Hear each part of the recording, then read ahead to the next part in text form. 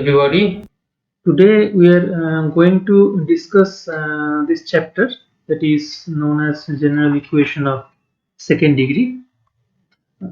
We had same type of chapter in two-dimensional geometry, and a similar discussion should be conducted for three-dimensional geometry as well, involving surfaces represented by this type of equations. A general equation of second degree involving three variables x, y, and z.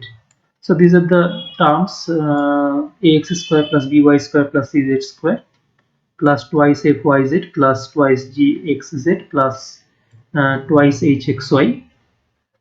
And these first six terms is represented as a small f of x, y, z, and the remaining linear term and constant terms, that is twice ux plus twice by plus twice wz plus d, and this is represented separately in this equation. Okay, over here you see this first six terms.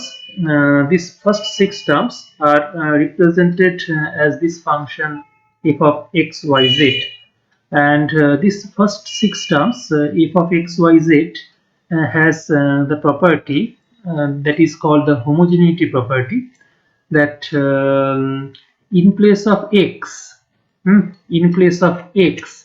if we write tx, then in place of y, if we write t into y, and in place of z, if we write t into z, then this expression, you can see that this term will be written in this fashion. Say a into x square t square plus b into y square t square, etc. dot dot dot. And finally, from each and every term, we can take this t square common. And after taking this terms t square common, mind it, I am just considering these first six terms. All right. Over here, I am just discussing about these first six terms, and in each and every term, we will have t square, so that this t square can be taken common, and therefore this expression can be further represented as t square, and the remaining expression can be written as f of x, y, sorry, y, z. All right. And this kind of function satisfying this relation, over here this t is considered as a real number, positive real number, t greater than 0.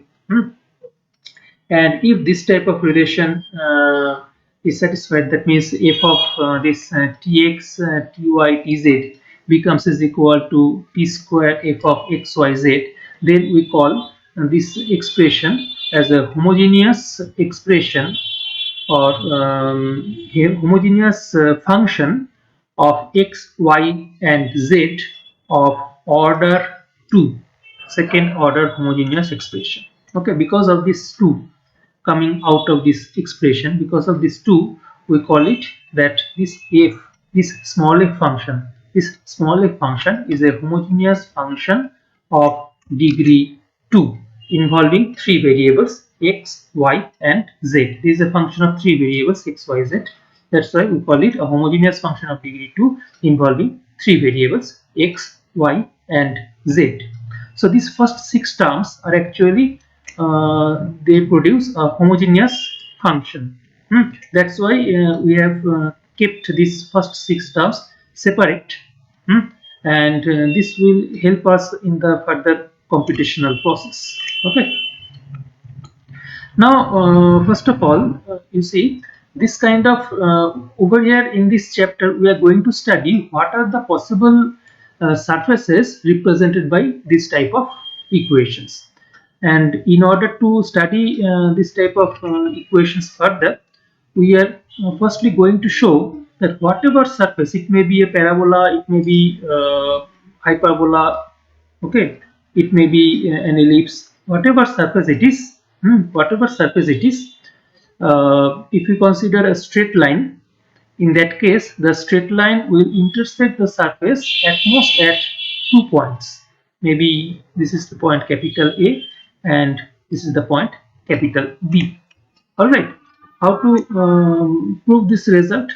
You see, over here, what would be the surface? You see, what would be the straight line? We can consider this type of straight line over here. This type of straight line passing through the point alpha, beta and gamma. X minus alpha by L, that is equal to y minus beta by m, that is equal to z minus gamma by n, that is equal to, suppose, small r.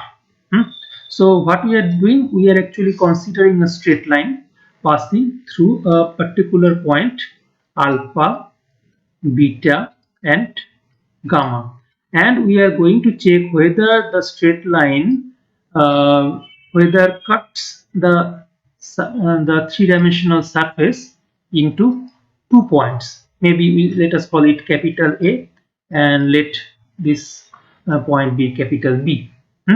And if we consider any point capital P having coordinates x, y and z, in that case we can prove that if L, M and N are the direction cosines of the straight line, not direction ratio, okay, we can prove that if L, M and N are the direction cosines of the straight line, in that case this distance would be is equal to this value of the parameter r. Okay, therefore you can see for the point capital A we would get one value of the parameter, suppose r1, and for the point capital B we will get another value of the parameter, say r2. If we get any such values of the parameter r, if we get two such values of the parameter r, then we would be able to conclude that the straight line will cut a surface represented by the previous equation at 2 points. Capital A may be the first point, capital B may be the second point.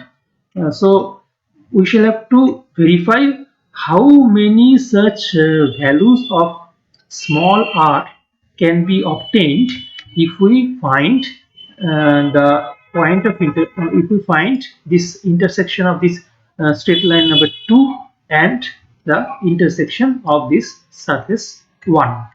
Okay, so in order to get such intersection, what we do, you see, we choose any arbitrary point on this straight line, and if we compare this first ratio with this r, what would be the x coordinate? You see, x would be this, x would be is equal to alpha plus r into L.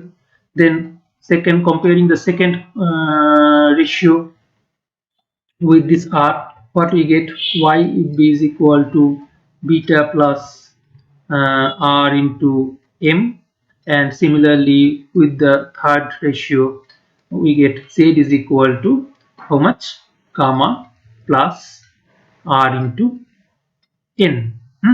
So these three values x, y and z, they will together construct the parametric equation of this same straight line number 2.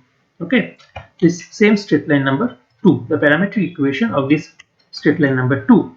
And that's why if we consider any point on this straight line, their x, y and z coordinate should look like this. Therefore you can say that this similar expression, this is the x coordinate, this is the y coordinate, this is the z coordinate.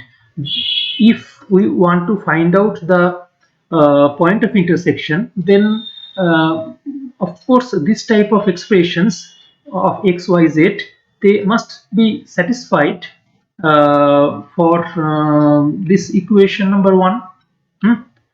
All right, so in place of x, we can put alpha plus r into L. In place of y, we can put beta plus r into m, and in place of z we can put gamma plus r into n. Okay, so we are going to put these expressions of xyz in this equation number 1.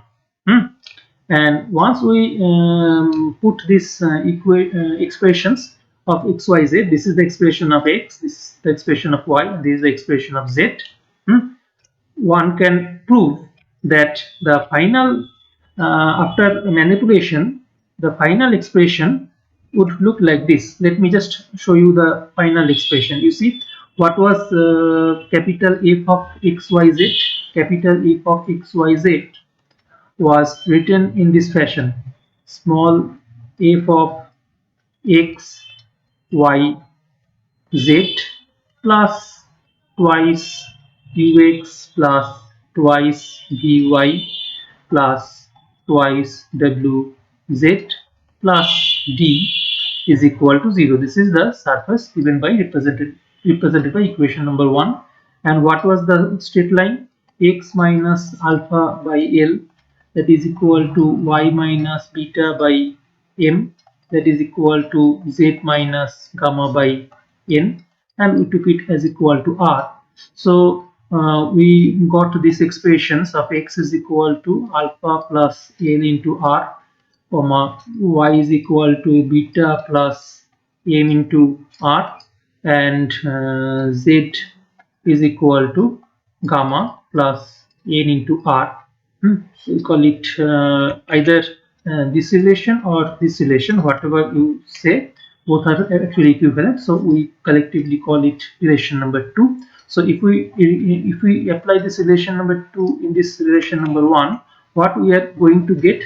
We should get this type of relation, that f of alpha plus m into r, comma beta plus m into r, comma gamma plus n into r, that is expected to be is equal to 0. Now over here you see, if we put all these expressions of alpha, beta and gamma, ultimately you can check that the final expression will have this type of term. Some quantity, maybe say a1 into r square, then maybe b1 into r, and then maybe c1 is equal to 0. You can check that if we put these expressions of x, y, z in these expressions of capital small f, and in these expressions you will get this type of term.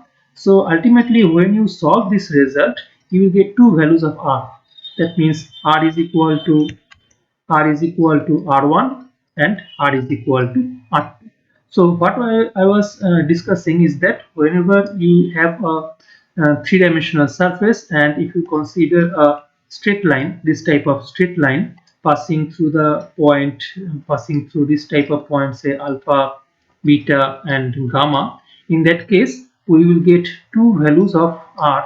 This may be is equal to one value, r is equal to r1, and this may be the second value, r is equal to r2. So for the first value we get one point of intersection, suppose capital A, and for the second value we get another point of intersection, capital B. Okay, and from this observation one can find a particular category of plane that is called diametral plane. Okay, now what is this diametral plane? Let me show you the idea of diametral plane. And in order to explain the idea of this diametral plane, I am considering a surface, a three-dimensional surface represented by that equation number 1, a general equation of second degree. For the sake of discussion, let us particularly consider an ellipse. Let us consider an ellipse like this. Now what we do, we consider some parallel straight lines. Firstly consider this straight line, and you see, if we can identify this middle point. Let us write it by this red color. Suppose this is the middle point, and we can similarly consider other parallel lines. We can consider other parallel lines like this. We can consider all possible parallel lines, or you can say the parallel chords intersecting this three-dimensional surface. It may be a parabola, hyperbola, or ellipse, it doesn't matter. So we can consider this type of parallel chords. Now over here, for each and every such parallel chords, we can identify the middle point. We can identify the middle point, this type of middle point. You see, we can identify all these middle points. I am trying to draw them by red color. And if we identify all these middle points, one can prove that these middle points lie on a plane. Okay, these middle points will lie on a plane. Let me draw this plane like this. Okay, these middle points will lie on a plane, and if you consider the direction ratios of all these parallel chords, then the direction ratios, as because they are parallel, therefore their direction ratios must be same. Suppose L, M, N, this tuple represent the direction ratios of all these parallel chords. So we can see that if we change the values of L, M and N, then of course the orientation of these parallel chords or the direction of these parallel chords would change, and accordingly in that case this plane, the position of this plane should also change. Okay, and this plane is called the diametral plane. Okay, diametral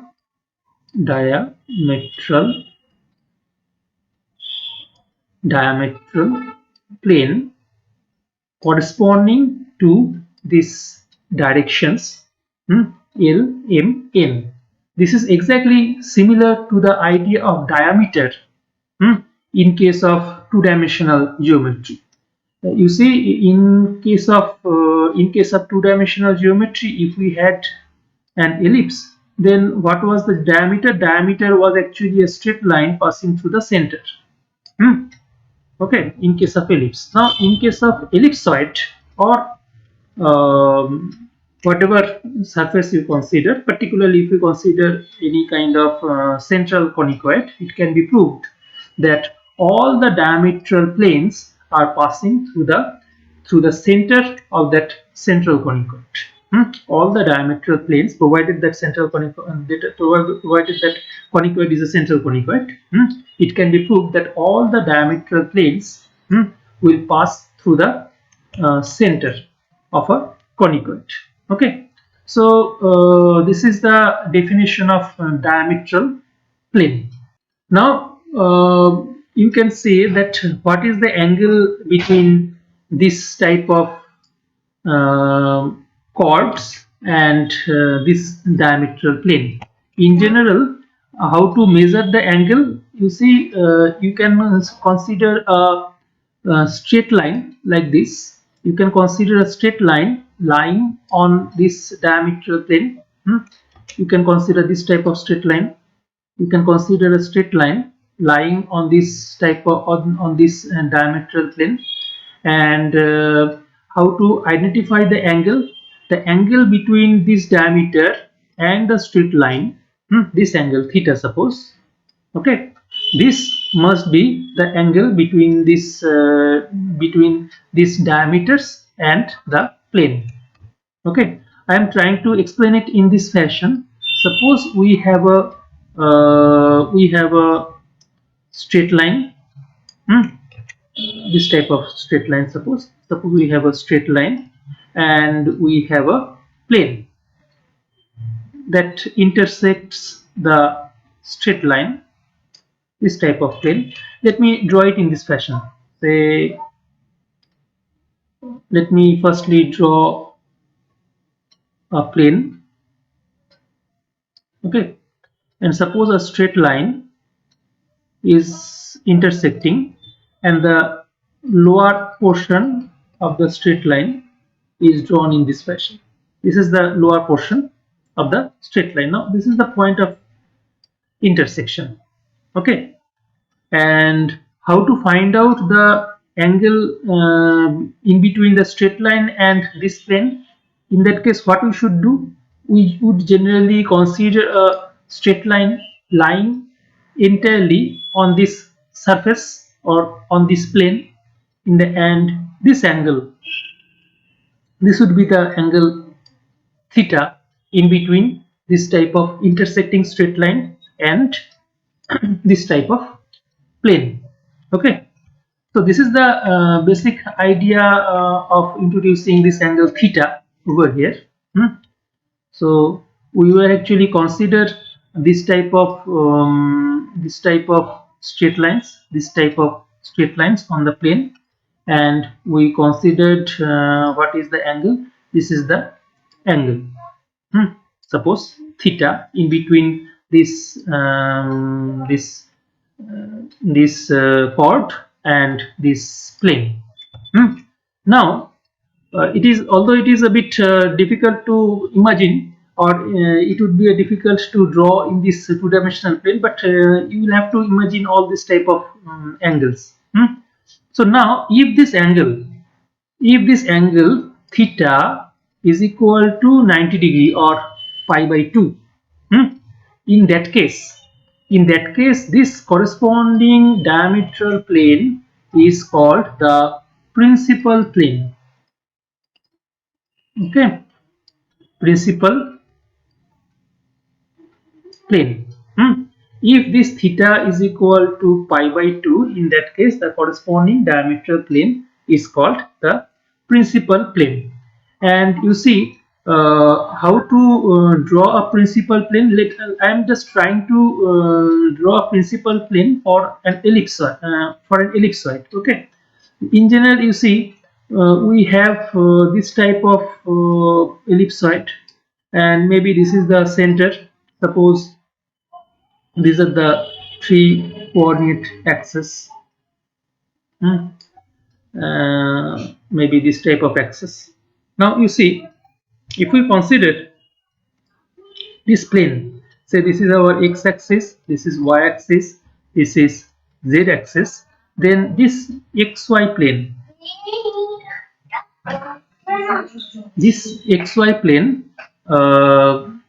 would be a principal plane. Similarly, this yz plane would be another principal plane, and this zx plane would be third principal plane. I am trying to draw all these planes in this fashion. Say I am telling this one again. This is our xy plane. Hopefully you can realize these planes. This is our xy plane. This is our yz plane, and this would be the xz plane, okay. So these are the three planes for which this angle theta would be is equal to pi by 2. That means this diameters and the angle between diameters and the diametral planes,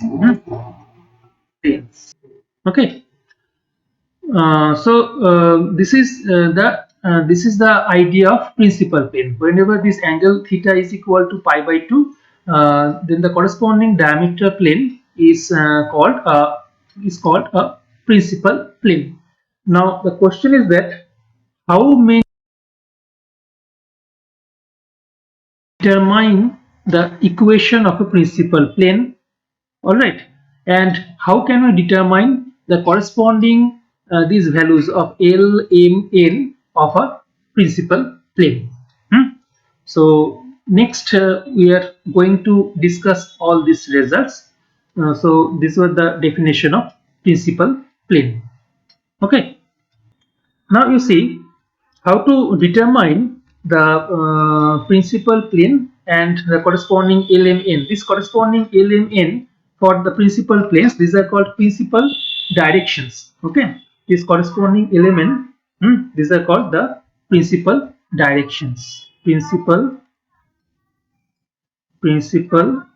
directions.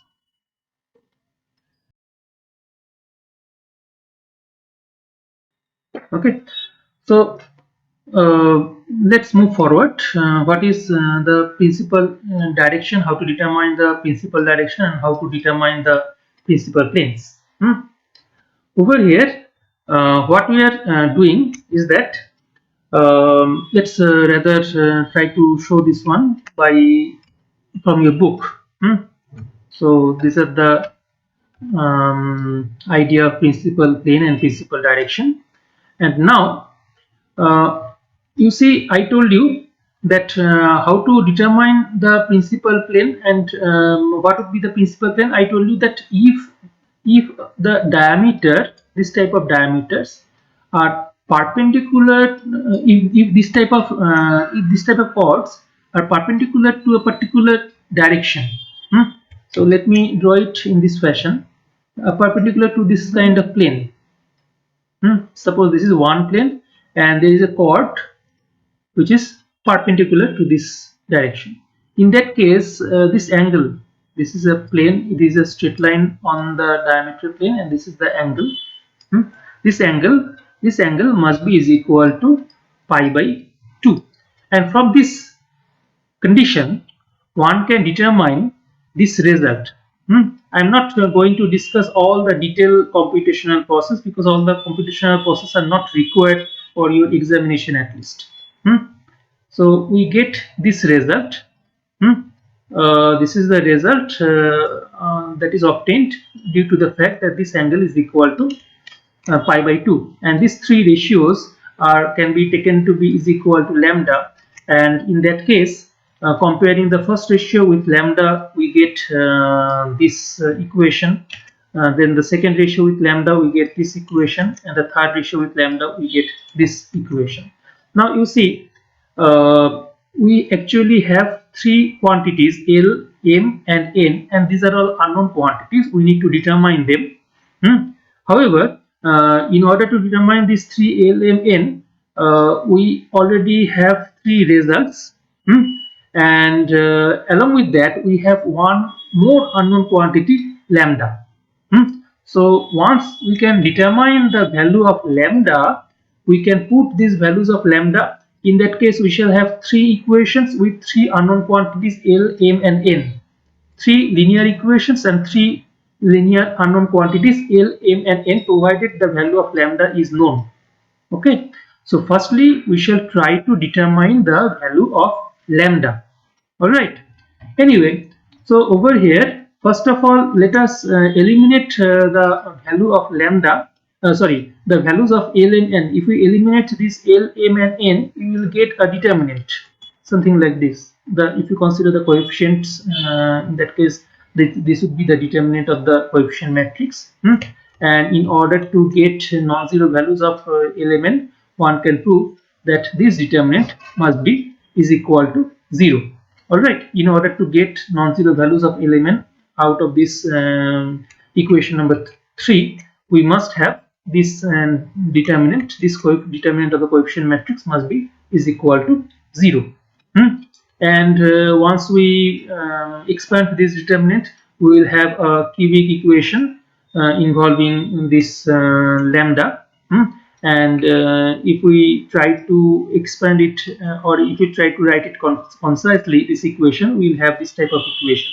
So lambda cube minus a plus b plus c into lambda squared plus capital A plus capital B plus capital C into lambda. Now what is capital A? Capital A is actually the cofactor of small a in this determinant. Okay, capital A would be the cofactor of small a in this determinant. So it would be actually, it should come out of these four elements. So BC minus F square, that would be the expression of capital A.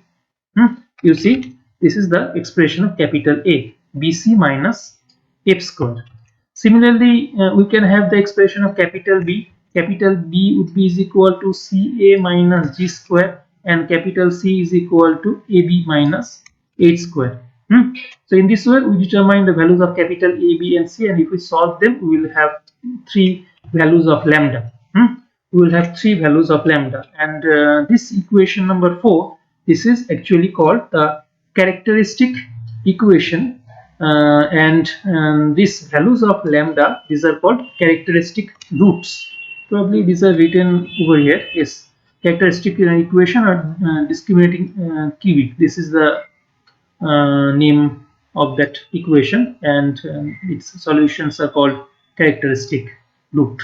Okay, so what we need to do, we need to solve this equation number 4, and we need to find out these values of lambda, and one can prove that all the values of lambda will always be real. All the values of lambda coming out of this equation number 4, that means the solution of this equation number 4 will always be real numbers, not complex numbers. One can prove all these results. I am not going to prove all these results, but one can prove that the roots of this equation number 4 will always be real values. That means if we consider the roots to be is equal to lambda 1, then lambda 2, and then lambda 3, in that case lambda 1, lambda 2, lambda 3 will always be real numbers. Now 3 cases may arise. That the first case, when lambda 1, lambda 2 and lambda 3 are distinct real numbers. Okay.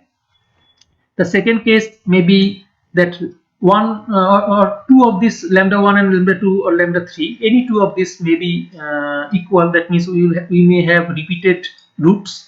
Or the third case may arise in this fashion, that this value and this value, all these 3 values are same. Okay, so let us first discuss the case when lambda 1 is not equal to lambda 2 and lambda 2 is not equal to lambda 3.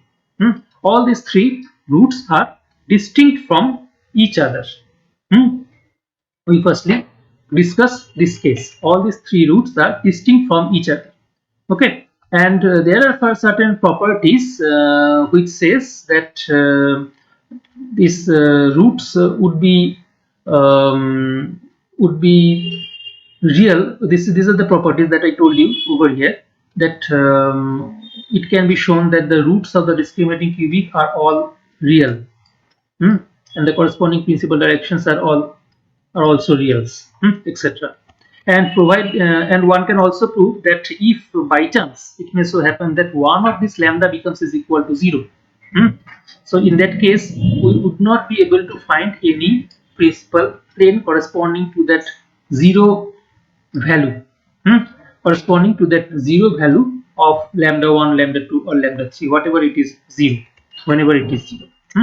Now what I am trying to say is that if by chance two principal roots, that is lambda 1 or lambda 2 or lambda 3, whatever, any two roots, suppose lambda 1 is not equal to lambda 2, if you consider any two characteristic roots, lambda 1 is not equal to lambda 2, two distinct roots. In that case one can prove that the corresponding principal directions, in that case one can prove that the corresponding principal directions, or you can say the corresponding principal planes, are at right angles.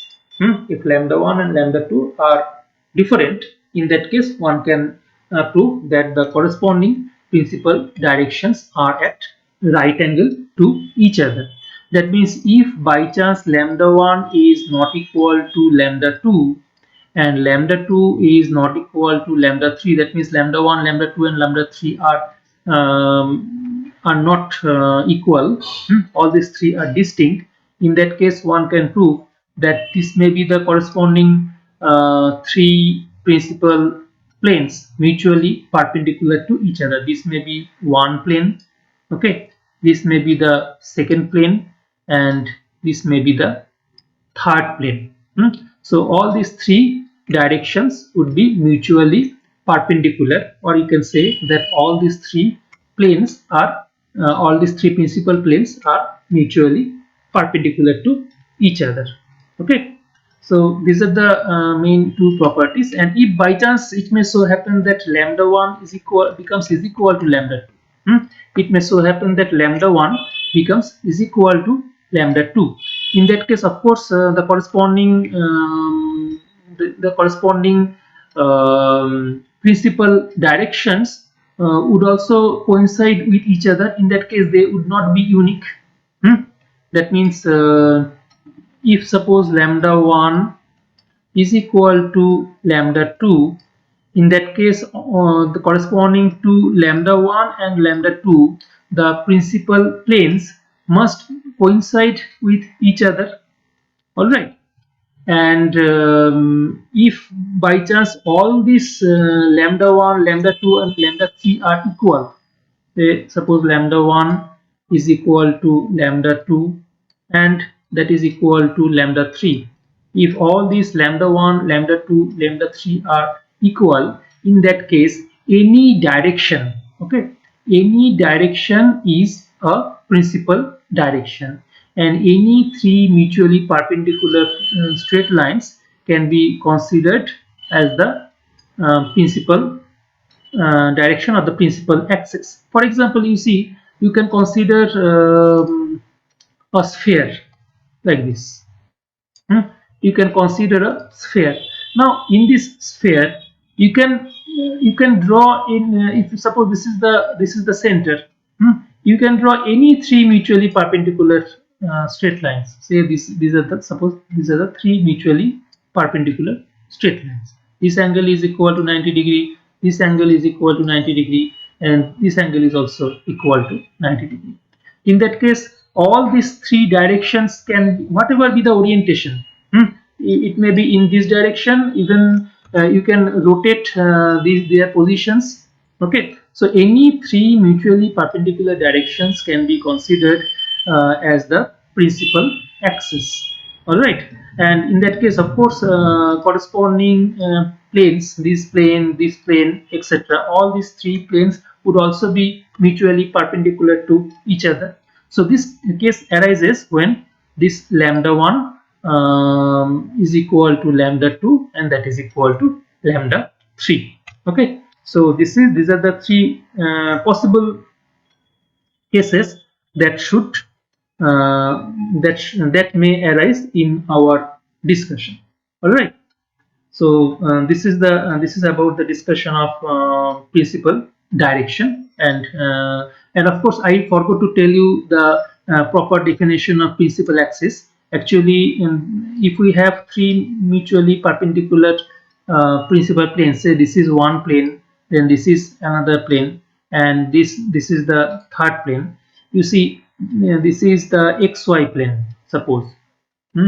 Then what is y-axis? Y-axis can be considered as the intersection of yz plane and xy plane.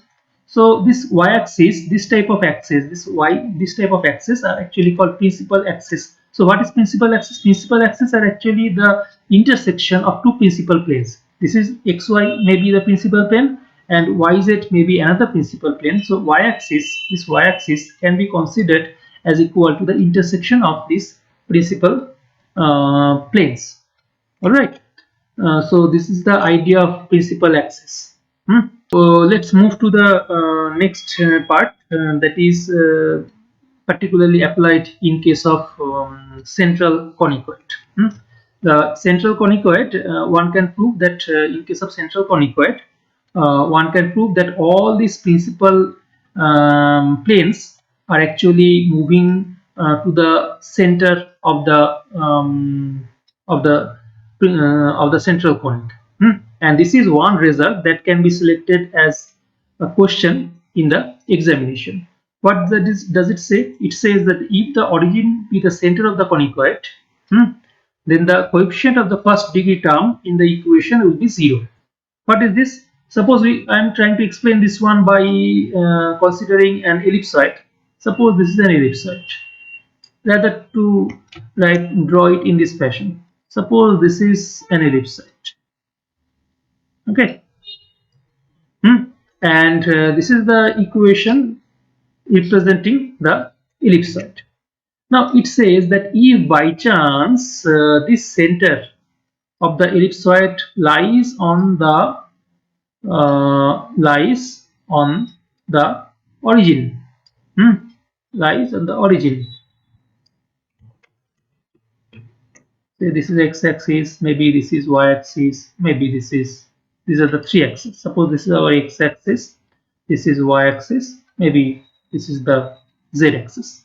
What does it say? It says that this in this kind of if this equation represents a central conicoid like ellipsoid or hyperboloid, where the center lies at the origin. In that case, there would be no first degree term. That means the coefficient of x is equal to twice x. The coefficient of x is equal to twice u. So this twice u must be is equal to 0, or this u must be is equal to 0.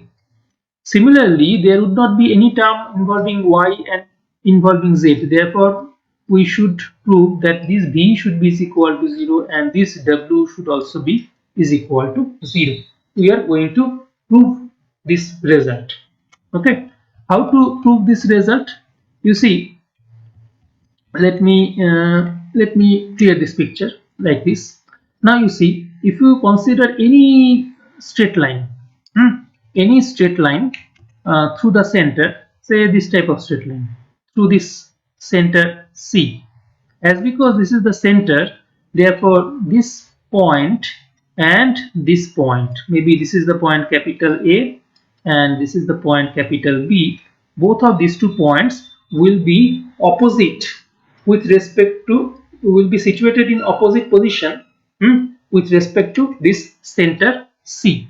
Therefore, if capital A has the coordinates x prime, y prime, z prime, in that case the coordinates of the point capital B must be is equal to minus x prime, minus y prime, minus z prime. This type of coordinates of capital B must be there, and both capital A and capital B must satisfy this equation. So over here you see, if capital A, if this point capital A satisfies this equation of the conic, in that case we will have this type of relation, say relation number 1. And if the point capital B satisfies the same equation of this conic, in that case we will have this second equation. So something like this. These are the coordinates of the point capital B. So these are the coordinates of the point capital B, and in that case we will have this type of equation number 2. Now you see, over here this capital F, this is the homogeneous part, and you can check that capital F has this type of property, that minus x prime comma minus y prime comma minus z prime, that would be is equal to f of x y z. Okay, x y and z. And therefore if we subtract equation number 1 from equation number 2, or opposite, if we subtract equation number 2 from equation number 1, in that case this term will get cancelled with this term, and this constant term also, this constant term d will get cancelled with this term d, and therefore we shall have the contribution coming out of this linear expressions, this expression and this expression. These two will together construct this type of equation or this type of equation. Forget about this 2, although this is twice u is actually the coefficient. Anyway, now you see this type of result, this type of result should be true for any position of the point capital A and capital B, or you can say whatever be the coordinates of the point capital A and capital B, this type of result must be true. So we can say that this result is true for all possible choice of x prime, y prime and z prime. we can say that this equation number 3 must be true for all possible choice of x prime, y prime and z prime, and therefore this from this equation we can say that this is actually an identity. And if it is an identity, in that case if it is an identity, in that case we must say that the coefficient of similar terms on both of these two sides must be same. Now similar terms means what? On the right hand side we actually have 0, so this is equal to 0 into x prime plus 0 into y prime plus 0 into z prime, something like this. Therefore, this coefficient twice u must be is equal to this coefficient 0, or in other words, this u must be is equal to 0. Similarly, this coefficient twice v must be is equal to this 0. Therefore, v must be is equal to 0, and this twice w would also be is equal to 0. Therefore, w must be is equal to 0. Got it? And so we can finally conclude that u, v, and w are all equal to 0. So if u, v, and w are all equal to 0, in that case, this x related term, y related term, and z related term will vanish. So this was to be proved that there would be no x, y, or z related term, or there would not be any first degree term in the equation of the conic. So this is a result that that can be selected in our examination process. And sometimes along with this type of result we need to determine the equations by which we can compute the coefficients of the center. Suppose this is the equation of the conic. Then the question is that how can we determine the center? I am not going to the detailed deduction. I am just stating the result. These are the three relations. These are the three relations involving the coefficient involving the coordinates of the center.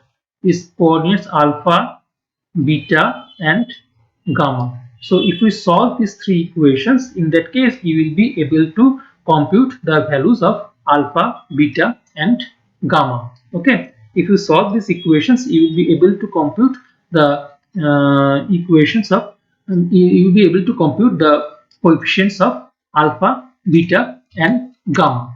Now you see we may have two different cases. Whenever the coefficient matrix over here, what is the coefficient matrix? You can check this delta, that is the traditional this matrix, the determinant of this coefficient matrix A, H, G, H, sorry, H, B, F, and what G, F, C. Okay, this is the coefficient matrix. So if this determinant of the coefficient matrix, this quantity, if this is not equal to 0, then only we can find unique values of alpha, beta, and gamma. So in that case we shall have only a single center. That would be true for central point. But if this determinant of delta is not equal to 0, in that case we will face more than one center. And that would be actually for non-central conic like paraboloid, hyperboloid, and etc. and all, and different kind of cylinders, etc., etc., etc. Other kind of surfaces are there in three-dimensional geometry. So all such surfaces would have more than one centers. All right. So this is the equation where we can determine the centers. And once suppose this is a conic, maybe this is a conic, this is the center, the alpha, beta, gamma, and we have this type of coordinate axis. Maybe this is x-axis, this is y-axis, this is z-axis. Now what to do? We shall our target is to shift this coordinate axis over here. Suppose this is our x prime axis, this is our y prime axis, this is our z prime axis. And once you shift this equation at this center C, then the question is that what is the transformed equation? I am just directly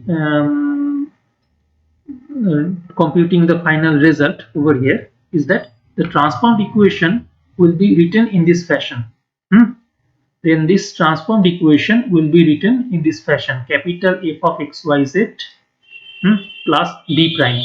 How to compute this d prime? D prime would be actually is equal to u into alpha plus b into beta plus w into gamma plus the constant term d. So you just need to compute this alpha, beta, gamma from these three equations. This is one technique. If you compute, because you see the computation process would not be easy at all. Three equations are there and three unknowns are there. So computational process would be a bit little cumbersome. So this is one technique. You can compute this expression of d prime, or you can bypass the computation of this expression. Okay, you can bypass the computation of this expression. You can finally have this type of result. This is the transformed equation. This expression is actually the expression of f of xyz, the homogeneous part. This is the f of xyz, and this d, this is the expression of small d or d prime. You can say this will be the expression of d prime. D prime is equal to s by delta. You all know what is delta. And what is capital S? You see this expression, this type of determinant. This type of determinant would be the expression of capital S. And in this determinant, you can observe how to construct this capital S.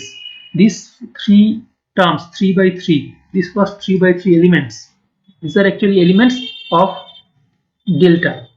Now, how to construct the remaining elements? This is u, this is v, this is w. Again, this is also u, this is v, this is w, and this last term is actually the quantity small d. So in this fashion, you can construct this capital S, and after construction of this capital S, you can write this expression. This is our f of xyz plus this constant term d prime. Okay, so in this fashion you can construct the equation after transforming it to the center. Okay,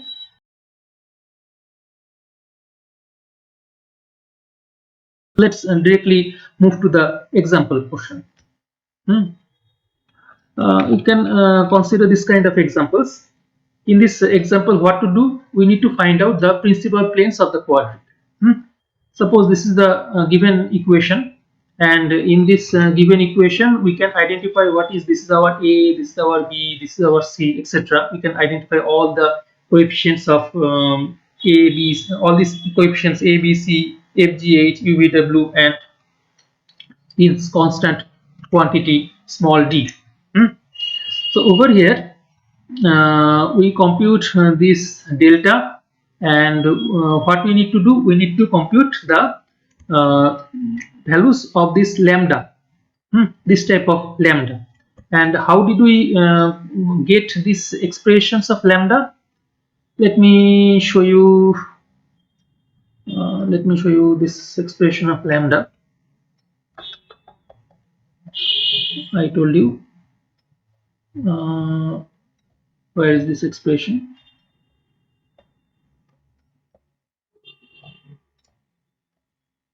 This one. These are the three equations. These are the three equations from which if we eliminate element, then we get this type of characteristic and this type of discriminating cubic. So let me split this one, this screen. Okay, now let me go to that, back to this example.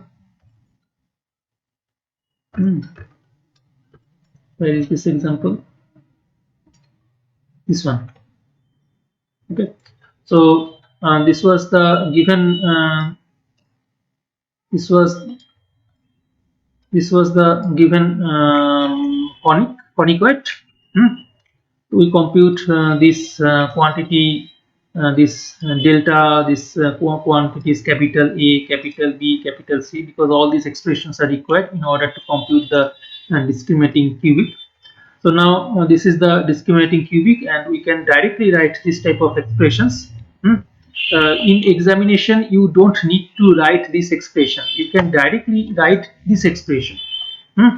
And there, if you put these expressions of a plus b plus c, what was a? A was a, b, and c. You see, a was equal to 3, b is equal to 5, c is equal to 3. So you can directly put all these values of a, b, and c along with these values of capital A, capital B, and capital C in this discriminating cubic. Okay. Now over here, this is the discriminating cubic, and once you put the values of ABC, you will get this type of relation and solve them. Once you solve them, you get these three values of lambda. Lambda is equal to 2, 3, and 4. Now once we get the values of lambda, in that case what to do? How to find out the values of this L, M, and N? We got three values of lambda for which we shall have three principal planes. Now we need, in order to compute these values of L, M, and N, what to do? We can put the value of lambda over here. We can put the value of lambda in this equation, in this three equation. If you consider any two of this equation, you will be able to compute the values of L, M, and N. So if you consider the first two equations, these two equations only, if you consider the first two equations and then you put the value of lambda in these first two equations, this is the first equation, this is the second equation. Okay, so there if you put the values of lambda, you will get this type of equation. You see a is known, and lambda is known, so you can compute this coefficient of L. Similarly, H, G, etc., B, F, all these are known quantities. So after you put the first value of lambda, suppose over here you consider this value lambda is equal to 2. If you consider lambda is equal to 2 from these two equations, you will be able to construct two equations involving L, M, and N. This kind of equation. And there, if you solve it by the cross multiplication process, you will have this type of values. So you see, L can be taken to be is equal to -2, M is equal to 0, and N is equal to 2. These are the three values for lambda is equal to 2. Similarly, you can find out the corresponding values of element in this for lambda is equal to 3 and lambda is equal to 6. Now the question is that what is the principal plane? I did not tell you the equation of the principal plane. In that case, one can prove that this equation, this is actually the equation of principal plane. Okay, so we all know the values of element and the values of u, v, w. So if lambda is equal to 2, if we choose lambda is equal to 2 and put all the values of L, M, N computed from this line, okay, in that case we will be able to compute the equation of this principal plane. So in this way we can compute the principal plane. And for lambda is equal to the remaining values, say for lambda is equal to 3 and lambda is equal to 6, we would be able to compute the principal plane as well. So in this way we compute the principal plane. You can go through this type of examples as well. Now let's consider this example number 3. Over here, what to show? That we need to show that this quadratic surface represented by this type of equation has a line of centers. What is this? Line of centers? What does it mean? You see, line of center. It means You see, we all know the three equations determining the center. Let's try to find out these equations determining the center. I told you the equations determining the centers. Where is this equation? We had three equations, this kind of uh, equations. Yes, center, this one. We had determination of centers, this type of equations. We had three equations like this. This type of equations. Okay, and in these three equations, you see, in these three equations, uh, over here, this kind of equations are actually nothing but the equations. If you look at these equations, these are nothing but this type of equation, the partial derivative of f with respect to alpha, beta, and gamma. The partial derivative of f with respect to alpha, beta, and gamma means whenever f is considered as a function of alpha, beta, and gamma. We all know the functional expression of f. So in place of x, y, z, we put alpha, beta, gamma. Then this type of expressions would give us the corresponding this type of expression will give us the corresponding determining equation for center. We can solve these three equations and we can compute this center. So if these equations look a bit odd, don't worry. You just you just apply these three equations as written in this equation number 1. So you see, this is the first equation, this is the second equation, and this is the third equation. Now you see, one can prove that by linear combination. You see, this first equation can be written as equal to L is equal to 0. This left hand side is equal to suppose L1.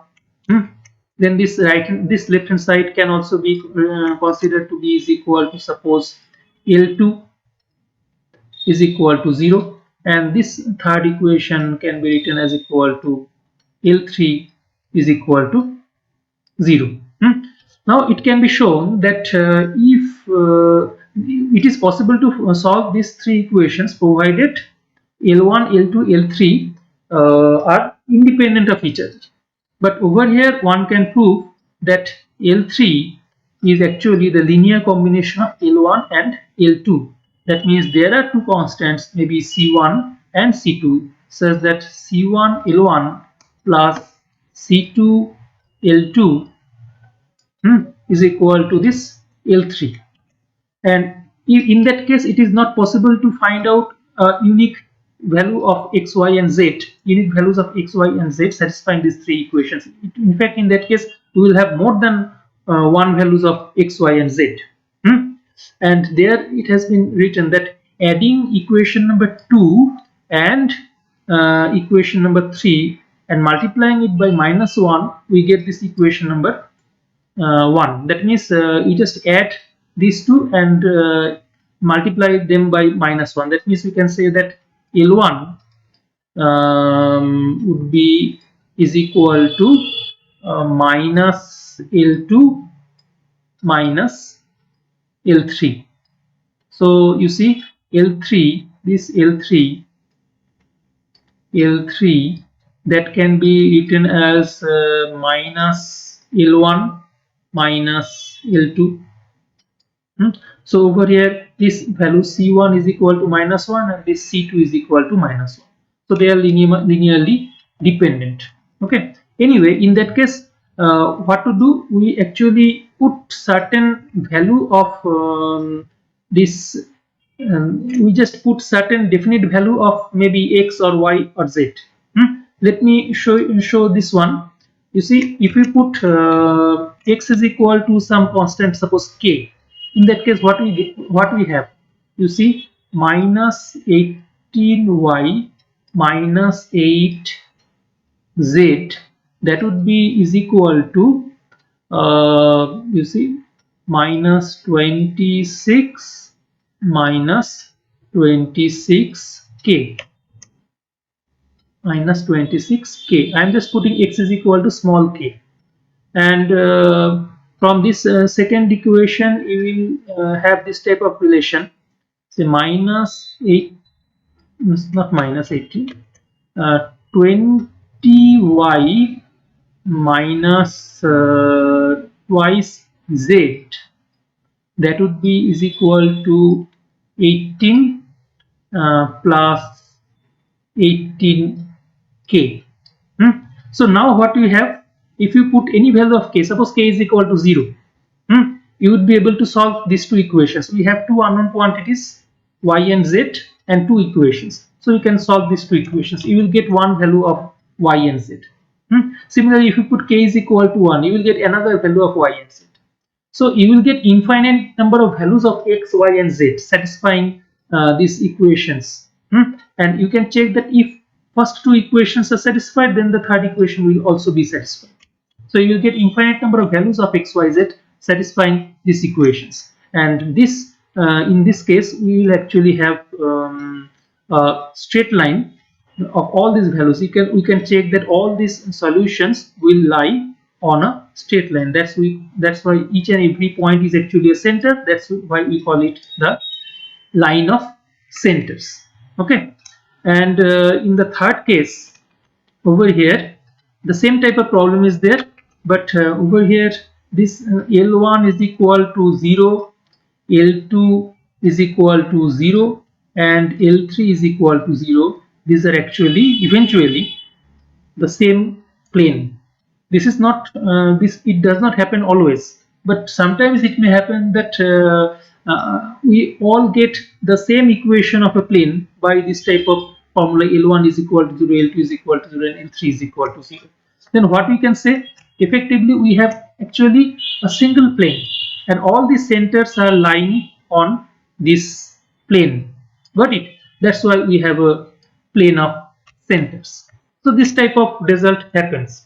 Okay, and finally, in order to finish this chapter, you see there is a table. Let me close this one. There is a table, page number 216. Over here there is a table. You have to remember this table if it is possible. Although it is a bit difficult, that if this delta is not equal to 0, then you get this type of conic, either ellipsoid or cone or hyperbola. If delta is equal to 0 but this expression is not equal to 0, you will get parabola. You can take the screenshot of this picture as well. Anyway, but if this delta is equal to 0 and this is equal to 0 but a is not equal to 0, in that case you will get this type of surfaces, either pair of intersecting planes or elliptic or hyperbolic cylinders. And finally, over here you see, if these coefficients are all equal to 0 along with this expression not equal to 0, you will get parabolic cylinder. And if all these coefficients are equal to 0 along with this result is also satisfied, in that case we will get a pair of parallel planes. So that's all for this lecture. Thank you for being with us.